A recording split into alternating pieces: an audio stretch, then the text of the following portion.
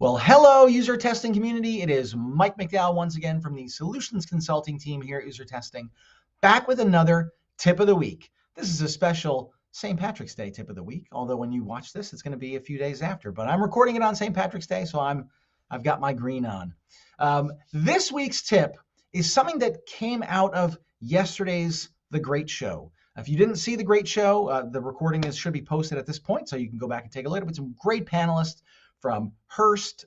We had a panelist from ADT. I was the host. It was great. I thought it was a really great time. But something happened during The Great Show that actually gave me the inspiration for this tip. And we were doing a segment where we play clips of contributors reacting to something. And then we ask people, what do you think they're going to say? What do you think their reaction is going to be to what they just experienced? Well, during this, we were using a little bit of a new technology for The Great Show, and the audio was a little bit muffled for the audience. So not everybody could hear clearly what was being said. But what that did was it escalated the point that sometimes you can gain a tremendous amount of value just from watching what somebody does without the commentary. We know that think out loud testing and think out loud feedback is critical. It is so important. But sometimes the audio doesn't work. Sometimes people have a microphone problem or they whisper, and we, of course, at User Testing, we try to make sure that doesn't happen, and we, that's why we have a rating system, but sometimes it happens nevertheless.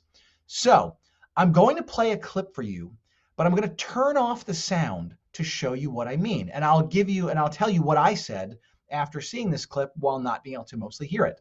And so I'm going to go ahead and shrink myself down, some would say towards leprechaun size, and I'm going to turn off the audio, and I'm going to play the clip. Now watch this. You can see this is a clip about electric vehicle charging. So this particular contributor, she's being asked to demonstrate the process of charging her vehicle. So I'm going to play the clip for just a little bit here with no sound.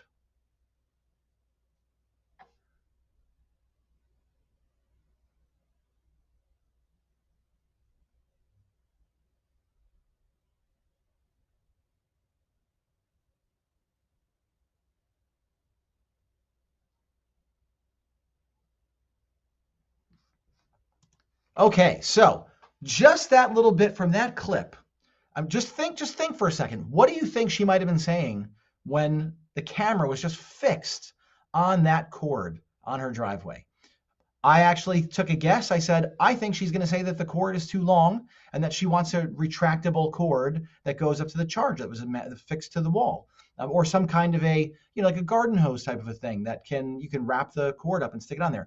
And sure enough, the person who was moderating this session, he said, yes, she's actually saying that the cord is too long. When it rains, it gets dirty, it gets all kinds of filth built up on it because it just lays across the driveway.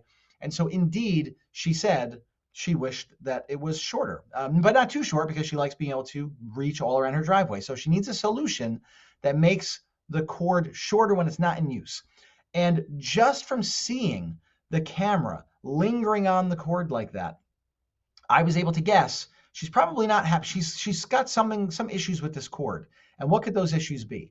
Now, a lot of times you see things like there's heat maps, click testing, all these things that show where do people click? Where was their gaze time? Where were they looking? Because where you spend the most time looking, clearly it indicates interest or confusion or an inability to understand what that thing is, and you keep looking at it. So if the audio isn't perfect, you can still get some actual insights, or at least something worth following up on from the video. And I think this was a really great example of that in this case.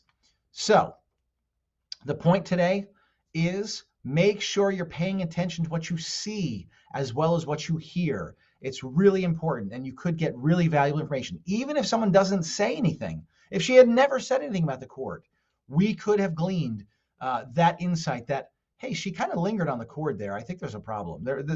She's looking at it for a long time, which means she's uncomfortable with it. There's some issue.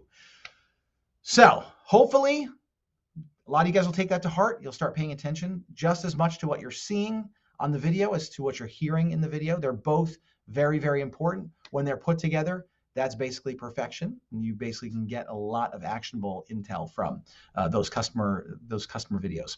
So I will see you again in 7 days with another user testing tip of the week. Happy St. Patrick's Day.